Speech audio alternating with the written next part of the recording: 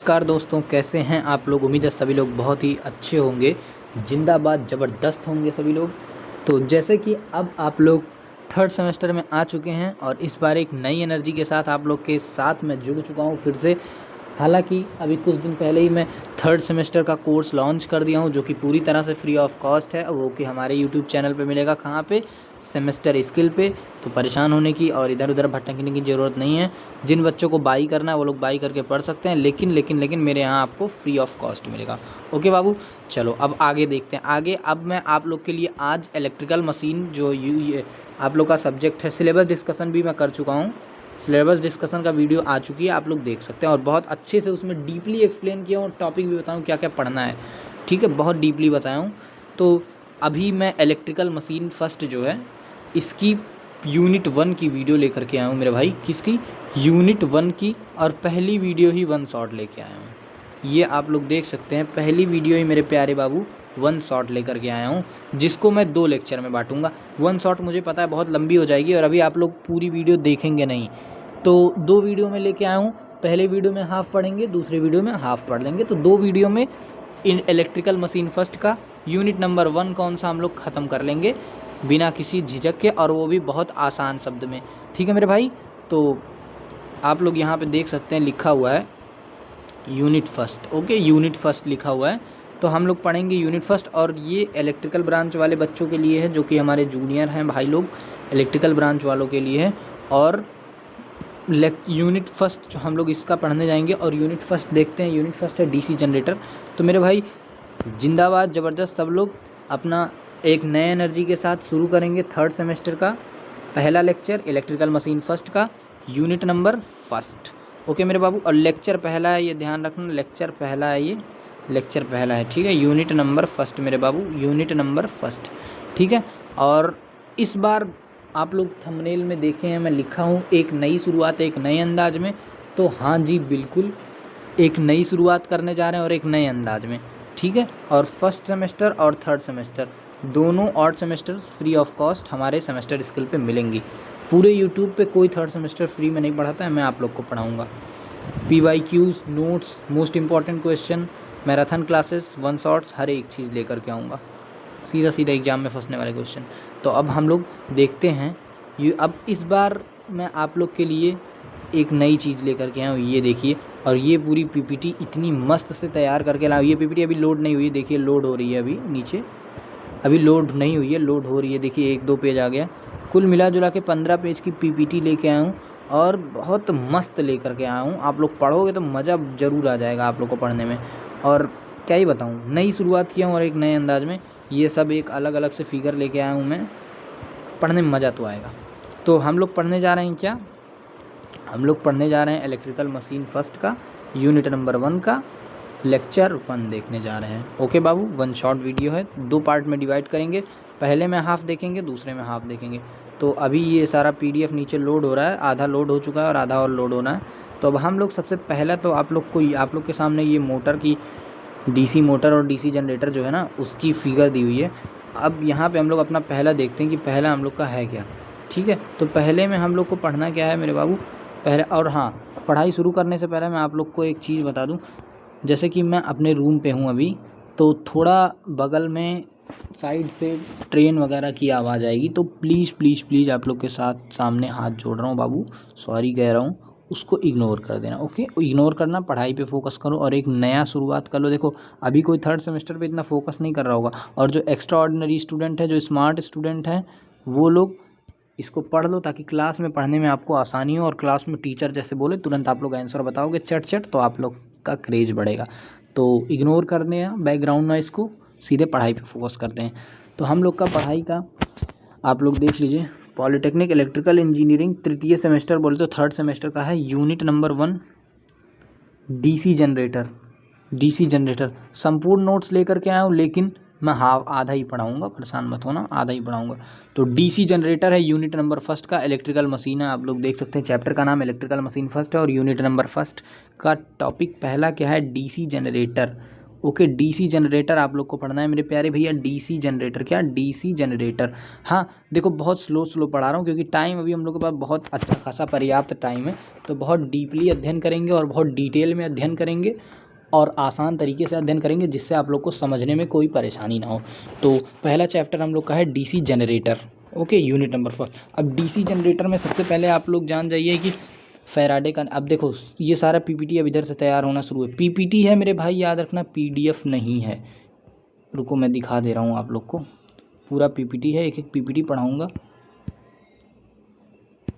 ये देखो पूरा पीपीटी है, इसमें एडिट भी कर सकते हैं, हर एक चीज़ कर सकते हैं, हर एक चीज़। ओके, तो अभी हम लोग का पहला क्या है मेरे भाई? पहला हम लोग पढ़ेंगे डीसी जनरेटर। ओके बाबू, तो डीसी जनरेटर में सबसे पहला टॉपिक आप लोग देख लीजिए, बहुत आसान तरीके से एक्सप्लेन करके पढ़ाने जा रहा हूँ। तो शुरू करते हैं। हम लोग का पहला टॉपिक इंट्रोडक्शन है। इंट्रोडक्शन में आप लोग पढ़ेंगे क्या?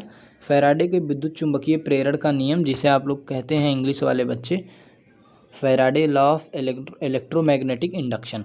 तो इलेक्ट्रोमैग्नेटिक इंडक्शन जो कि बहुत इंपॉर्टेंट यूनिट होने वाला है, और इलेक्ट्रोमैग्नेटिक इंडक्शन ही डीसी जनरेटर का मेन आधार है। अगर आप लोग ये पढ़ लिए ना बाबू तो समझ लो आधा तो समझ में आ चुका है चैप्टर आपके। तो ये थोड़ा मन लगा के पढ़ना। फैराडे का इलेक्ट्रोमैग्नेटिक इंडक्शन होता क्या है बताऊंगा इसी वीडियो में, आप लोग के साथ जुड़े रहिए आगे, ठीक है।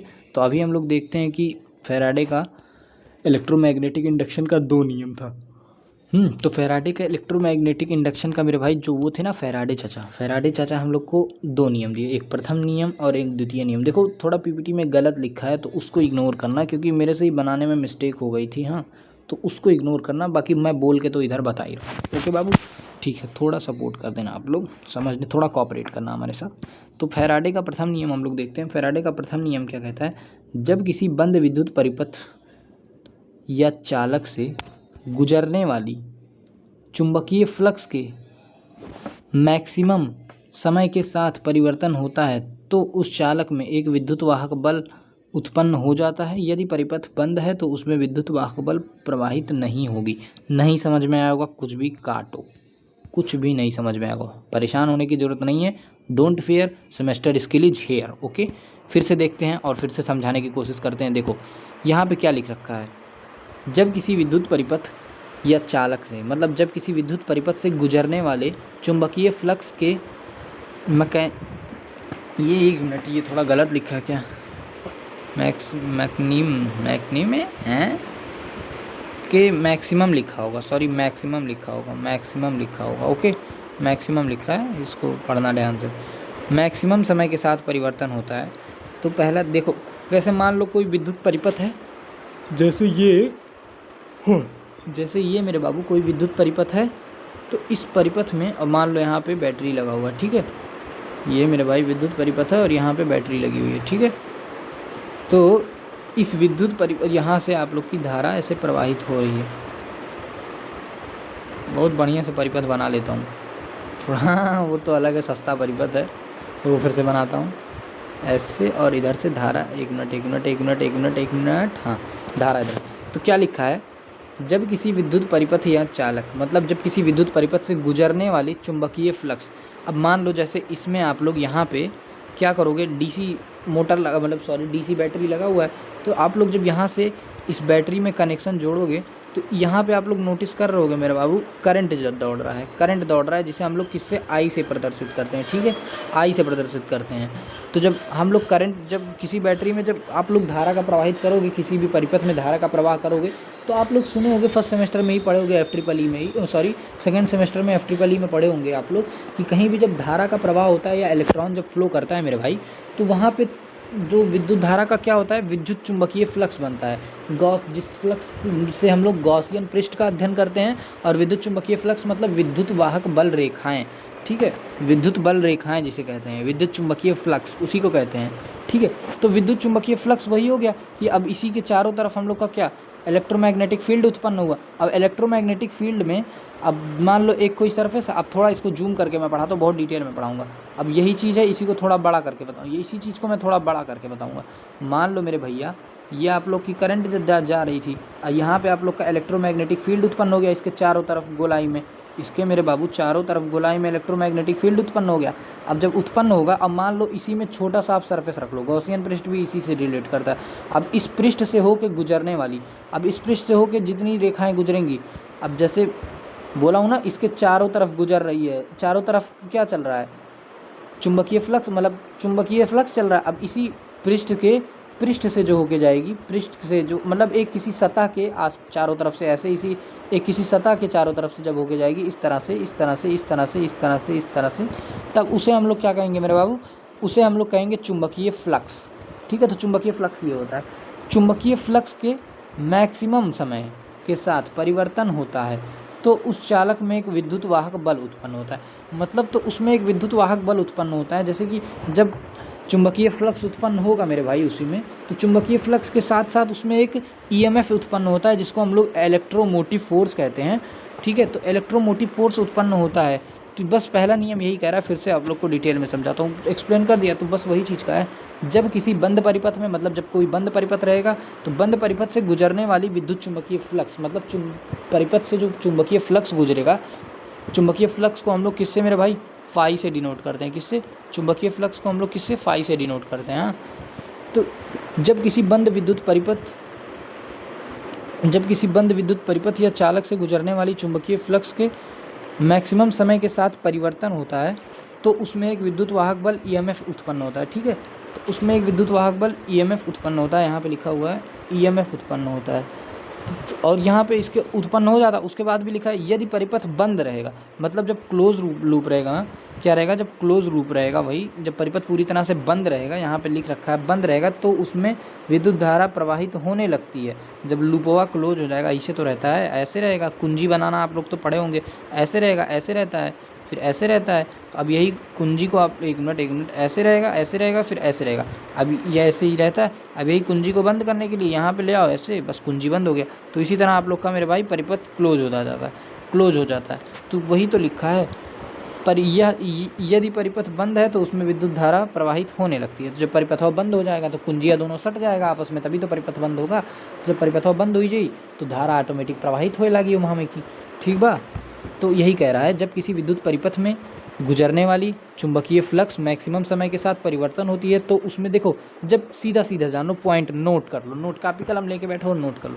किसी विद्युत परिपथ में किसी विद्युत परिपथ से गुजरने वाली चुंबकीय फ्लक्स जब किसी विद्युत परिपथ से गुजरने वाली चुंबकीय फ्लक्स होती है तो उसके साथ उसमें एक ईएमएफ जनरेट होता है। देखो, सबसे पहले परिपथ में, देखो हम नोट लिखवा दे रहे हैं, परिपथ में क्या होगा, फ्लक्स जाएगा, परिपथ में फ्लक्स जाएगा। ओके, परिपथ में जब फ्लक्स गुजरेगा, पहला पॉइंट हो गया, तो उसमें आप लोग का क्या जनरेट होगा, लिखो, ऐसे लिखो, बना के लिखना, हम पॉइंट बता रहे हैं। उसमें एक ईएमएफ जनरेट होगा। क्या जनरेट होगा, उसमें एक ईएमएफ जनरेट होगा। ठीक है, ईएमएफ जनरेट होता है। और यहाँ पे ये लिख रखा है कि यदि परिपथ बंद है तो उसमें से विद्युत धारा प्रवाहित तो होने लगती है। तो भाई चिल्लाते इतना बता दिया हूँ, अब आप लोग समझ जाओ।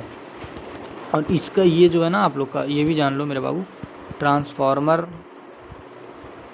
में इसका प्रयोग होता है। ट्रांसफार्मर में इलेक्ट्रोमैग्नेटिक इंडक्शन का प्रयोग होता है। जब आप लोग आगे ट्रांसफार्मर पढ़ोगे या मोटर पढ़ोगे तो पूरी तरह से आप लोग इस टॉपिक को पढ़ना पड़ेगा, इसीलिए कह रहा हूँ थोड़ा डिटेल में समझना।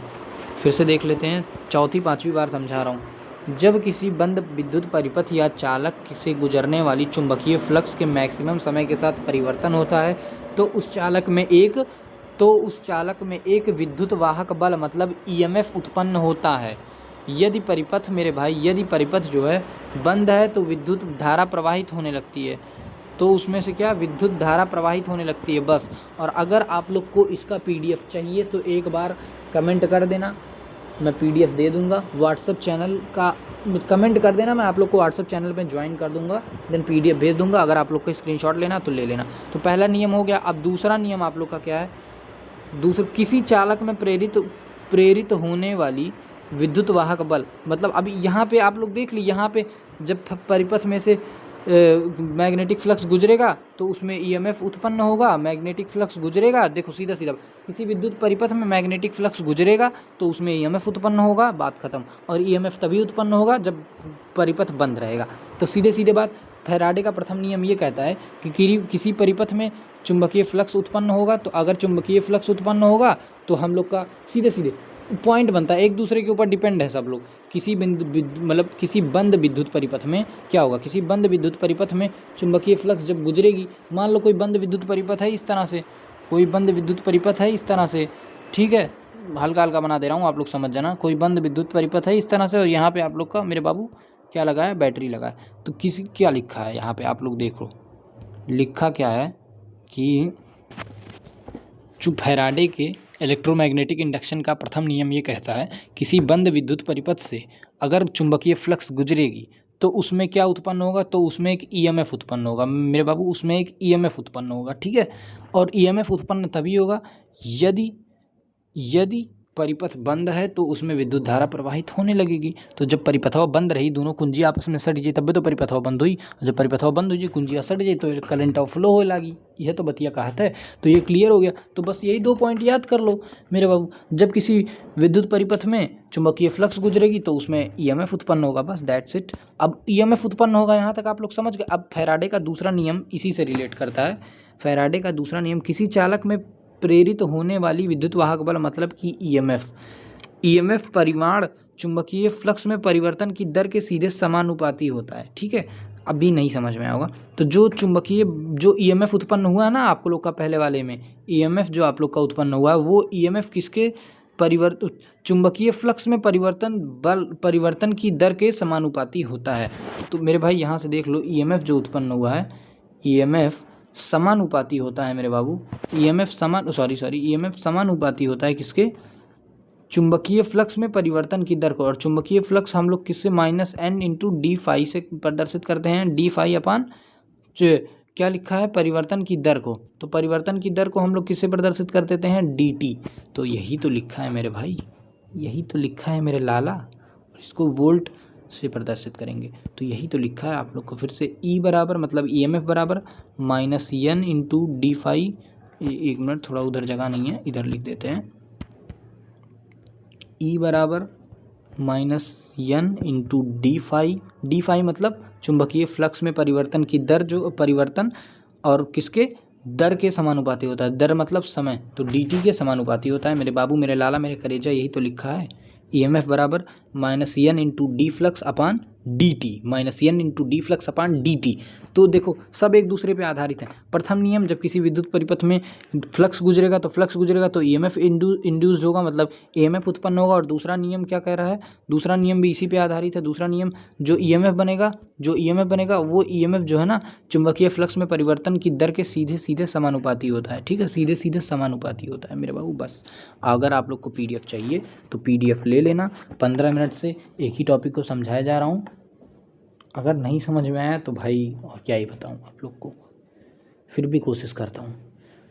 हाँ भाई, तो पहला आप लोग का टॉपिक क्लियर हो गया, फैराडे का नियम। अब ये तो समझ में आ गया आप लोग का मेरे भाई, ये तो समझ में आ गया मेरे भाई आप लोग का कि फैराडे का जो है प्रथम नियम, फैराडे का प्रथम नियम और द्वितीय नियम, ये तो आप लोग के समझ में आ गया। और ये भी आप लोग का समझ में आ गया, E बराबर -n/d फ्लक्स अपान dt, ठीक है। हाँ, तो जहाँ पे लोग जान लीजिए, जहाँ पे यन जो है ना, यहाँ पे यन कुंडलियों की संख्या है और ऋणात्मक चिन्ह जो है लेंज के नियम को दर्शाता है। लेंज का नियम भी, हाँ अब ये जान लो, फैराडे के मेरे बाबू, फैराडे चाचा के दूसरे नियम को ही हम लोग क्या कहते हैं, लेंज का नियम कहते हैं। फैराडे के दूसरे नियम को ही मैं यहाँ पे लिख दे रहा हूँ, लेंज लॉ कहते हैं। फैराडे के दूसरे नियम को ही लेंज का नियम कहते हैं। तो यहाँ पे यन क्या है, कुंडलियों की संख्या है, यन कुंडलियों की संख्या है और ऋणात्मक चिन्ह जो है लेंज के नियम को दर्शाता है, ठीक है, जिसका अर्थ है उत्पन्न, ठीक है। और EMF सदैव उसी के विरोध करता है जिसके कारण वह पैदा हुआ, मतलब EMF जो है सदैव उसका ही विरोध करता है जिसके कारण वह पैदा हुआ है। तो यहाँ तक क्लियर हो गया होगा आपको, मतलब EMF जो है हमेशा उसी का विरोध करेगा, EMF जो इंड्यूस्ड EMF पैदा होता है उसी का विरोध करता है जिसके कारण वह पैदा हुआ है। मतलब जिस तरह से आप लोग कह दें, हालांकि गलत है, लेकिन जिस तरह से आजकल के जो जनरेशन में बच्चे पैदा होते हैं और आगे चल के अपने माँ बाप का ही विरोध कर देते हैं, तो उसी तरह से पैदा तो आखिर में अपने माँ बाप की से हुए हैं और बाद में उन्हीं का विरोध कर रहे हैं। तो कहीं ना कहीं वही हुआ कि उसी का विरोध करता है। EMF जो है मेरे भाई, EMF यहाँ पे लिख रखा है, यन कुंडलियों की संख्या होती है और ऋणात्मक चिन्ह क्या होता है, लेंज का नियम होता है। मतलब ऋणात्मक चिन्ह वही फैराडे का दूसरी नियम, लेंज का नियम होता है। और ईएमएफ सदैव उसका ही विरोध करता है जिसके कारण वह पैदा हुआ है। इसको स्क्रीनशॉट ले लो आप लोग। अब पहला टॉपिक क्लियर हो गया। दूसरा टॉपिक हम लोग देखते हैं। दूसरा टॉपिक फ्लेमिंग के दाएं हाथ का नियम। आप लोग जानते होंगे फ्लेमिंग के मेरे भाई दो नियम थे। फ्लेमिंग के पहले दाएं हाथ का नियम, फिर बाएं हाथ का नियम। पहले यूनिट में हम लोग को दाएं हाथ का नियम पढ़ना है और दूसरे यूनिट में आप लोग को बाएं हाथ का नियम पढ़ना है। तो पहला टॉपिक हम लोग का है फ्लेमिंग के दाहिने हाथ का नियम। तो फ्लेमिंग के दाहिने हाथ का नियम क्या कहता है पहले देखते हैं। तो मेरे बाबू मेरे भैया, फ्लेमिंग के दाहिने हाथ क्या कहता है, यह मुख्य रूप से डीसी जनरेटर के चलाने के लिए प्रेरित विद्युत वाहक बल या विद्युत धारिता ज्ञात करने के लिए उपयोग किया जाता है। तो मेरे भाई फ्लेमिंग के दाहिने हाथ का नियम क्या, देखो पीपीटी थोड़ी गलत लिखी है। पहली बार ना मैं आप लोग से बताया हूँ, एक नई शुरुआत कर रहा हूँ, एक नए अंदाज में ला रहा हूँ। देखो कुछ नया तो कर रहे हैं तो उसमें थोड़ी गलती तो हो सकती है, उसके लिए माफ़ करना भाई, सॉरी बोल रहा हूँ उसके लिए, प्लीज़ माफ़ कर देना अगर हो सकेगा तो मेरे भाई फ्लेमिंग के दाएं हाथ का नियम यह कहता है कि डीसी जनरेटर के चालक में उत्पन्न होने वाली ईएमएफ या विद्युत धारिता को ज्ञात करने के लिए प्रयोग किया जाता है। मतलब फ्लेमिंग के दाहिने हाथ का नियम का प्रयोग हम लोग डीसी जनरेटर में उत्पन्न होने वाली ईएमएफ को ज्ञात करने के लिए करते हैं। सीधा सीधा पॉइंट बना के आप लोग क्या लिखोगे, पॉइंट आप लोग बना लोगे और पॉइंट में आप लोग लिखोगे डीसी जनरेटर में उत्पन्न ईएमएफ, उत्पन्न देखो इधर थोड़ा लिख दे रहा हूँ, डीसी जनरेटर में उत्पन्न, देख लो लिख दे रहा हूँ, एक मिनट, हाँ बाबू, डीसी जनरेटर में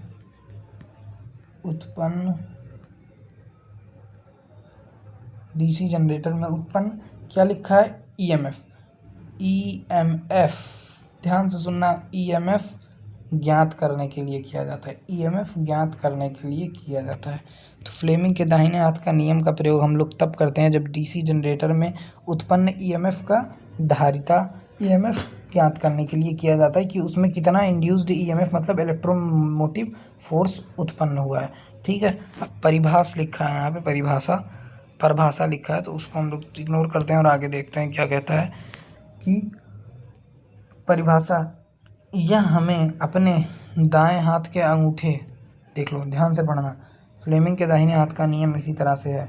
अभी आप लोग को एक और पीपीटी तैयार करता हूँ, लाया हूँ, दिखाता हूँ। फ्लेमिंग के दाएं हाथ का नियम जो है, फ्लेमिंग के दाएं हाथ के नियम में, एक मिनट, 1 मिनट, हाँ, परिभाषा ये कह रहा है, फ्लेमिंग के दाएं हाथ अंगूठे तथा तर्जनी और मध्यमा को इस प्रकार फैलाएं कि एक दूसरे को, यहाँ पे लिखा है लंबवत 90 डिग्री के कोण पर हो। ठीक है, अभी इस तरह से आप लोग देखो, जैसे एक उंगली इस तरह से हो और अंगूठा इस तरह से हो और सामने वाली उंगली आप लोग की इधर ऐसे निकली हो। नहीं समझ में आया, अभी फिर से मैं फिगर के जरिए से दिखा देता हूँ तब आप लोग को समझ में आएगा। सबसे पहले आप लोग ये देख लीजिए यहाँ पे क्या लिखा है, तर्जनी जो है मतलब कि जो ये वाली फिंगर होती है, दिखा रहा हूँ मैं, बना के दिखा दे रहा हूँ। मान लो ये आप लोग की फिंगर है पाँचों, तर्जनी हम लोग इस वाले फिंगर को कहते हैं मेरे भाई, तर्जनी इस उंगली को करते हैं, इसे मिडिल फिंगर कहते हैं और इसे थंब कहते हैं। इन्हीं तीनों का प्रयोग करना है, इन्हीं तीनों को आपस में 90 डिग्री पे हम लोग को लगाना है। तो बीच वाले को हम लोग मतलब इसको हम लोग तर्जनी कहते हैं। तो यहाँ पे लिख रखा है बाबू, तर्जनी अंगुली जो होता है चुंबकीय क्षेत्र की दिशा को प्रदर्शित करती है। मतलब तर्जनी अंगुली किसके, मैग्नेटिक फील्ड की दिशा को प्रदर्शित करती है। और अंगूठा क्या है, चुंबकीय क्षेत्र में डायरेक्शन ऑफ मोशन मतलब गति की दिशा को प्रदर्शित करता है, गति की दिशा को दर्शाता है। ठीक है, फिर उसके बाद से मध्यमा उंगली जो होती है, मिडिल फिंगर, बीच वाली उंगली, वो क्या है, चालक में प्रेरित विद्युत वाहक बल मतलब चालक में ईएमएफ या धारा को सूचित करती है। देखो तर्जनी क्या करेगा, मैग्नेटिक फील्ड बताता है, अंगूठा क्या कहेगा, गति की दिशा बताता है, और मध्यमा मतलब बीच वाली उंगली क्या कहेगी, इंड्यूस्ड ईएमएफ की धारा को सूचित करता है। ओके बाबू, अभी आप लोग यहाँ पे मैं एक पीपीटी आप लोग के लिए ऐड कर रहा हूँ जो कि बना करके लाया हूँ, ऐड करना भूल गया था, दिखाता हूँ फिर से। हम लोग यही बस इतना ही है और थोड़ा डिटेल में एक्सप्लेन करूँगा, दिखा रहा हूँ। डिटेल में एक्सप्लेन करने के लिए हम लोग यहाँ से क्या करेंगे, एक नया स्लाइड ऐड करेंगे मेरे बाबू। एक minute, oh sorry, don't fear semester skills here. तो 2 पीपीटी लाया हूँ पहले, तो अभी जस्ट मैं क्रिएट कर रहा था उसको, फालतू चीज़ें नहीं देखनी है, कहाँ है, कहाँ है, कहाँ है? फ्लेमिंग के दाएं हाथ का नियम, फ्लेमिंग के दाएं हाथ का नियम, ये मैं लेकर के आया हूँ आप लोग के लिए। अभी इसको मैं लगाऊँ कहाँ पे? अरे भैया जगह मिल जाओ रे, जगह मिल जाओ, जगह मिल जाओ। जगह है, जगह है आपके पास? जगह है सर? जगह यहाँ पे है इस वाले में। तो मेरे को आई थिंक इसको नीचे भेजना पड़ेगा। यस, नहीं नहीं नहीं नहीं, नीचे नहीं भेजूँगा मैं, यहीं पे छोटा कर दे रहा हूँ ना सर को, आप एडजस्ट कीजिए सर। अभी देख लो मेरे भाई, हम लोग क्या पढ़ चुके हैं? हम लोग पढ़ चुके हैं, हम लोग क्या पढ़ चुके हैं? हम लोग पढ़ चुके हैं ये। तो यहाँ पे हम लोग थोड़ा ढक देते हैं, हालांकि जगह की कमी है हम लोग के पास, तो इसको थोड़ा सा ढक के लगा देते हैं। जो कि अभी हम लोग क्या पढ़े हैं मेरे भाई? इसके पहले हम लोग पढ़े हैं कि फैराडे का इलेक्ट्रोमैग्नेटिक फोर्स का नियम, तो इस तरह से है। ठीक है, थोड़ा और बड़ा कर दें, बस अब तो ठीक बढ़िया से दिख रहा होगा। तो अब चलिए हम लोग शुरू करते हैं बिना किसी चलो चलो चलो, अब पढ़ाई करना है। हाँ, तो अभी हम लोग, अब ये लेके आया हूँ फ्लेमिंग के दाएं हाथ का नियम। यहाँ पे थियोरी था, यहाँ पे मेरे भाई क्या था? थियोरी था। फ्लेमिंग के दाहिने हाथ का नियम यहाँ पे थियोरी था। अब यहाँ पे आप लोग के लिए एक नए तरीके से लेके आया हूँ, यही ये नया तरीका। आप लोग देखिए, एक ही स्लाइड में सब कुछ। पहले तो आप लोग इसका स्क्रीनशॉट ले लीजिए, स्क्रीनशॉट ले लीजिए बाबू, स्क्रीनशॉट ले लीजिए। अगर पीडीएफ भी चाहिए तो पीडीएफ दे दूँगा, पीडीएफ बढ़िया से, स्लाइड ये आगे पीछे नहीं, स्लाइड बढ़िया से करके दे दूँगा। तो सबसे पहले है फ्लेमिंग के दाएं हाथ, हाँ फ्लेमिंग के किसका? दाएं हाथ का नियम, फ्लेमिंग चाचा के दाएं हाथ का नियम। फ्लेमिंग के दाएं हाथ का नियम अभी मैं क्या बताया? सबसे पहले तो हम लोग का अंगूठा क्या बताता है? बल या गति की दिशा को। अभी नीचे ही तो लिखा था मेरे भाई, ये लिखा तो है, क्या लिखा है? अंगूठा, अंगूठा चुंबकीय क्षेत्र में गति की दिशा को दर्शाता है, गति की दिशा को दर्शाता है। तो वही तो यहाँ पे है मेरे भैया, चाचा हो, गति की दिशा को तो दर्शा रहा है अंगूठा। फिर उसके बाद से अगला देखते हैं, अगला देखते हैं, अगला क्या है? अगला क्या है? तर्जनी अंगूठी, तर्जनी उंगली। तर्जनी उंगली चुंबकीय क्षेत्र की दिशा को प्रदर्शित करती है। तो मेरे भाई तर्जनी उंगली जो है, तर्जनी उंगली ये वाली उंगली है, किसकी? चुंबकीय क्षेत्र की दिशा को प्रदर्शित कर रही है। वह तो बतिया, जो पढ़ाऊंगा जो बोलूँगा वही चीज़ पीडीएफ में लिखा भी है, पीपीटी। मध्यम अंगुली मतलब मिडिल फिंगर चालक में प्रेरित विद्युत वाहक बल या धारा की दिशा को सूचित करती है, बल या धारा की दिशा को सूचित करती है। तो मेरे भैया यहाँ पे क्या लिखा है? मध्यम उंगली मतलब बीच वाली उंगली। अरे ज़्यादा गलत मत सोचना इस उंगली के बारे में, ठीक है? पढ़ाई पे ध्यान लगाओ, पढ़ने आए हो अभी।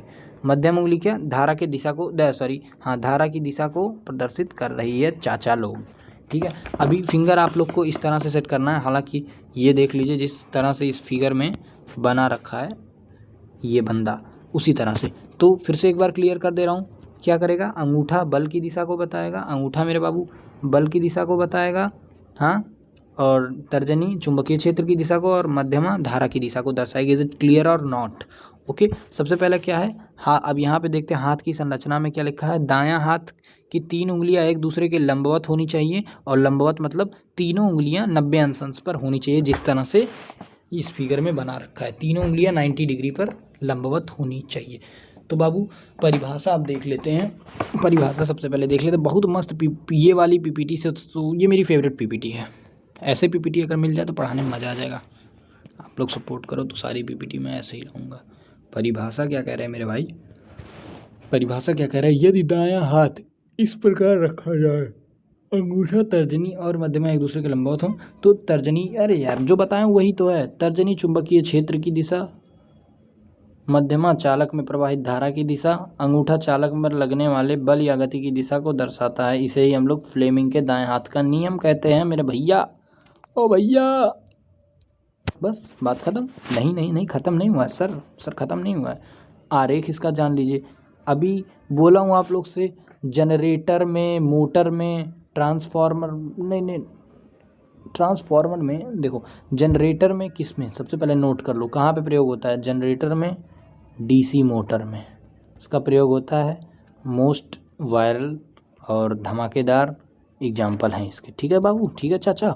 और कुछ, ये हो गया। अब मेरे भाई ये फिगर इस तरह से आप लोग बना लो, नॉर्मली फिगर बनेगा। पहले एक और एक चुंबक रहेगा, जिसका नाम क्या रहेगा मेरे भैया? एक का नाम एन मतलब नॉर्थ, और एक का नाम साउथ रहेगा। अब बीच में हम लोग क्या रखेंगे? बीच में ऐसे ही एक कुंडली रख देंगे, ठीक है? अब कुंडली में क्या है? अब इसी तरह से आप लोग कुंडली पे हम लोग अंगूठे की मतलब फ्लेमिंग के दाएं हाथ का नियम है ना, तो दाहिने हाथ को इस तरह से लगाएंगे कि हम लोग का देख लो, सबसे पहले इस तरह से लगाएंगे। 1 मिनट कैसे मैं बताऊं आप लोग को, एक इधर और एक इधर, ऐसे 3 उंगली रहेगी। तो एक उंगली ऊपर जो जा रही है मेरे बाबू, ऊपर जो जा रही है यहाँ पे, मतलब छोड़ो नहीं समझ पाओगे आप लोग, PDF समझो, मैं एक्सप्लेन कैसे करूँ, मैं अपने मन की बात आप लोग से कैसे बताऊँ, मोदी जी के मन की बात।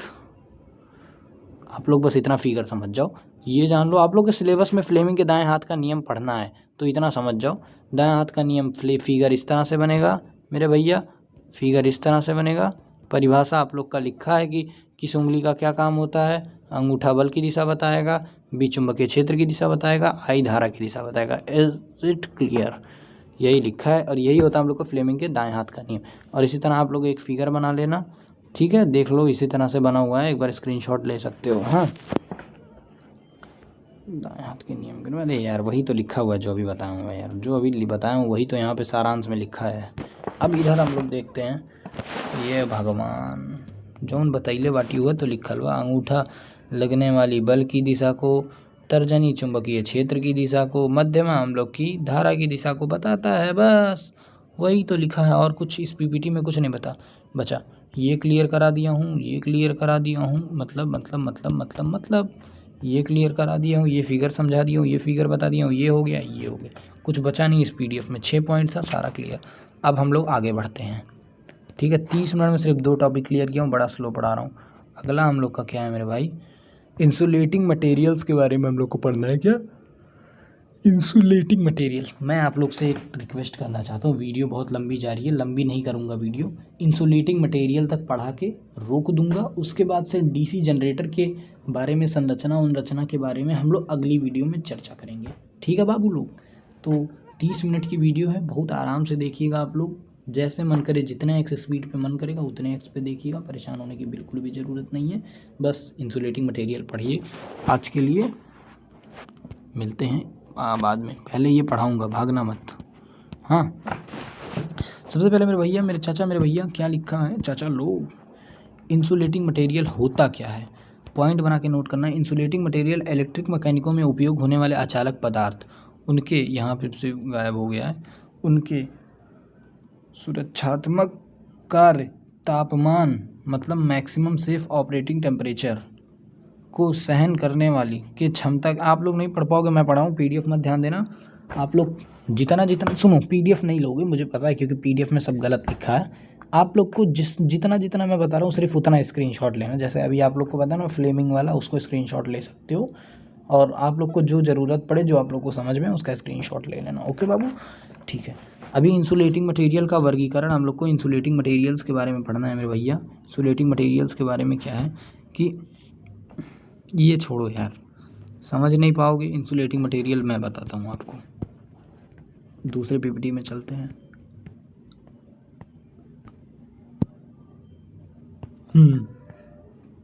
इधर से आप लोग का क्या DC मोटर शुरू है, तो हम लोग इंसुलेटिंग मटेरियल के बारे में पढ़ते हैं। सबसे पहले आप लोग जान लो इंसुलेटिंग मटेरियल होता क्या है मेरे भाई। इंसुलेटिंग मटेरियल, ध्यान से सुन लो, वीडियो लगा के छोड़ दोगे तब भी समझ जाओगे, एक बार वीडियो को लाइक कर देना, ओके बाबू। इंसुलेटिंग मटेरियल होता ये है कि जैसे आप लोग देखे होंगे कहीं खंभे पे, तार पे, या कहीं ट्रांसफार्मर के पास कुछ इस तरह से संरचना वाली चीज़ें होती हैं, जो स्प्रिंग के जैसे होती हैं, इस तरह से संरचना वाली चीज़ें होती हैं, इस तरह से, जिसको हम लोग क्या कहते हैं, इंसुलेटिंग मटेरियल कहते हैं, ठीक है। अब इंसुलेटिंग मटेरियल का काम क्या होता है मेरे बाबू, इंसुलेटिंग मटेरियल का काम ये होता है कि वहाँ से फिर विद्युत धारा आगे नहीं जा पाती है, ठीक है। प्रतिरोध क्या करता है, धारा को कम करता है, और इंसुलेटिंग मटेरियल क्या है, जो है धारा को पूरी तरह से ख़त्म कर देता है, जिसके कारण विद्युत धारा आगे नहीं जा पाती। और इंसुलेटिंग मटेरियल बहुत सारे टाइप के होते हैं, तो टाइप हम लोग को नहीं पढ़ना है, इंसुलेटिंग मटेरियल का वर्गीकरण पढ़ना है तापमान के आधार पर।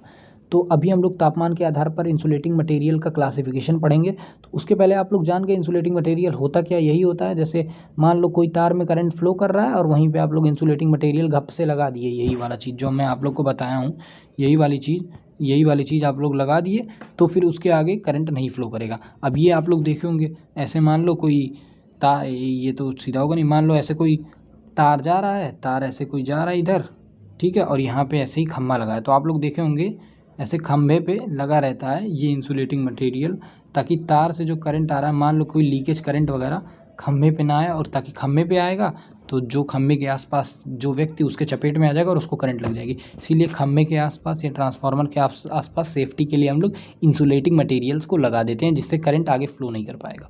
ठीक है, तो ये हो गया हम लोग का इंसुलेटिंग मटेरियल।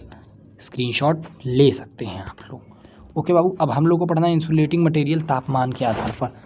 तो सबसे पहले हम लोग देख लेते हैं इंसुलेटिंग मटेरियल हम लोग का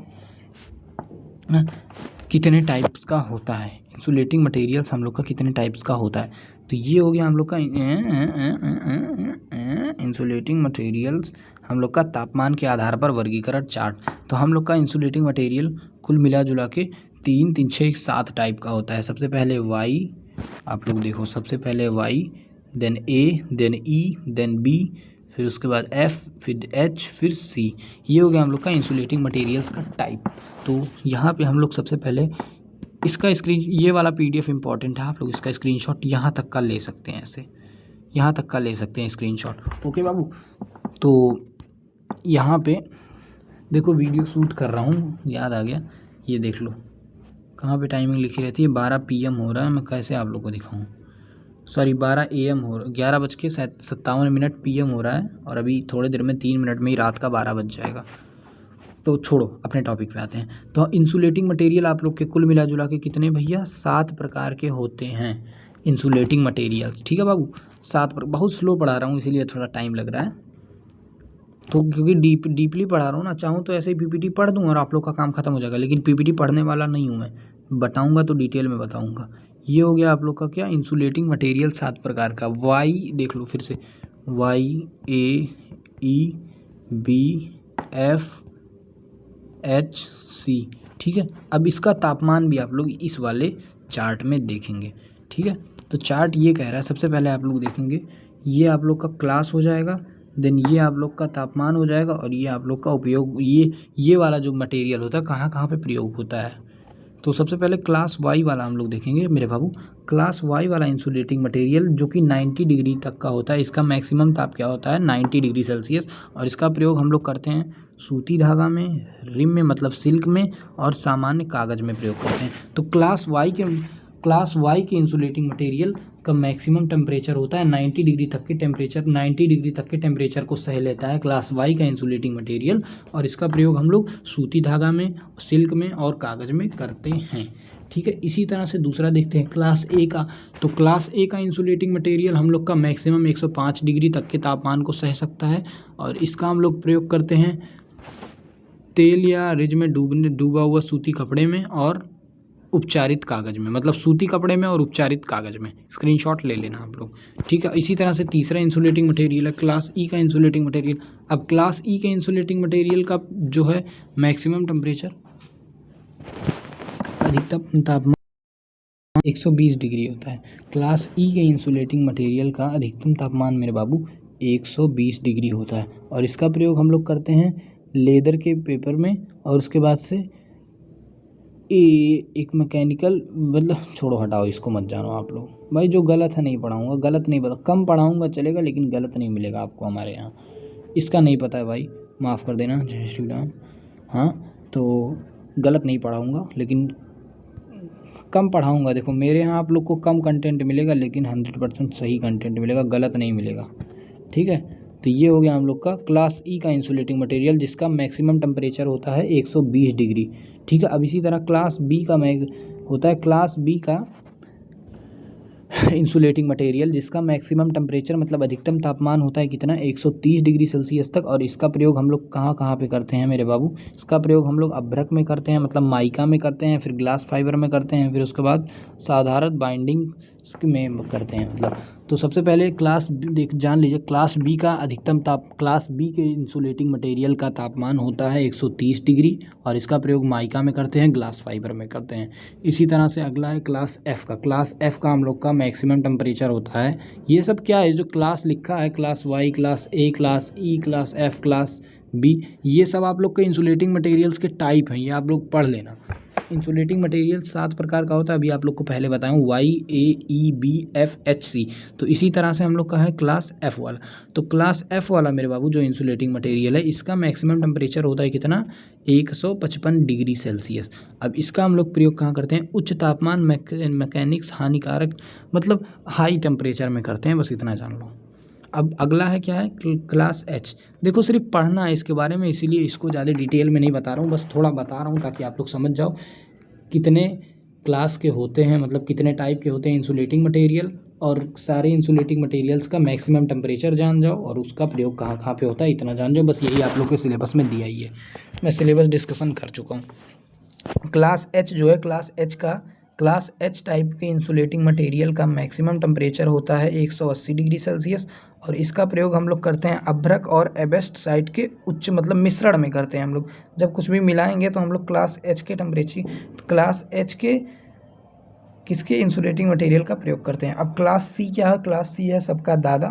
क्लास सी होता है हम लोग का 180 से अधिक, यहाँ पे लिखा है क्लास सी जो होता है 180 से अधिक होता है। इसका प्रयोग एक क्लास सी वाले इंसुलेटिंग मटेरियल का प्रयोग, क्लास सी वाले इंसुलेटिंग मटेरियल का टेम्परेचर जो होता है वो 180 से अधिक, 180 डिग्री सेल्सियस से अधिक तक की टेम्परेचर को सहन कर सकता है वो, मतलब 180 तक के से अधिक के टेम्परेचर को सहन कर सकता है। कौन सा, क्लास सी वाला।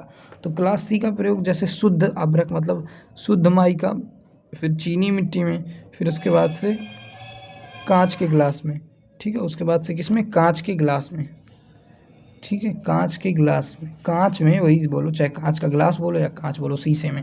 तो ये हो गया आप लोग का क्या, इंसुलेटिंग मटेरियल्स का टाइप और इंसुलेटिंग मटेरियल्स का मैक्सिमम टेम्परेचर कितना वो सह सकता है, और फिर इंसुलेटिंग मटेरियल्स के उपयोग होने वाले अचालक पदार्थ। इसका सबसे पहले आप लोग क्या PDF का स्क्रीनशॉट ले सकते हो। अगर इसका नहीं लोगे ना बाबू, देखो परेशान मत होना, इसका नहीं लोगे तो भी कोई दिक्कत नहीं है, सिलेबस में आप लोग यही पढ़ लोगे तो आसानी से नंबर मिल जाएगा। तो ये पहले जान लो, class Y, class A, class E, class B, class F, class H, class C जो है क्या है बाबू, हम लोग का इंसुलेटिंग मटेरियल्स का टाइप है। क्या है बाबू, इंसुलेटिंग मटेरियल्स का टाइप है। फिर से लिख दे रहा हूँ, इंसुलेटिंग मटेरियल्स का टाइप है, परेशान मत होना, वीडियो ख़त्म करने वाला हूँ। इंसुलेटिंग मटेरियल्स का मेरे बाबू टाइप है। तो ये हो गया। अब अगला हम लोग को क्या करना है, क्या है, बनावट और मुख्य भाग, जिसका हम लोग पढ़ेंगे अगले वीडियो में, इस वीडियो में नहीं पढ़ेंगे, अगली वीडियो लाऊंगा। हालांकि वीडियो बहुत लंबी हो गई है, देख लो इसी तरह से PPT PDF है सब कुछ। देखो देखो देखो, पहले दिखा दूँ फिर वीडियो बंद करूँगा, ताकि आप लोग समझो कि हाँ क्या चीज़ें चल रही हैं आजकल सेमेस्टर स्किल पे। हाँ भाई, सेमेस्टर पॉइंट हमारे गुरुजी हैं, परेशान होने की ज़रूरत बिल्कुल भी नहीं है। तो ये हो गया आप लोग का, फिर ये हो गया, देख लो जूम कर दे रहा हूँ, ये है, फिर ये है, फिर ये है, सब कुछ है इसी में।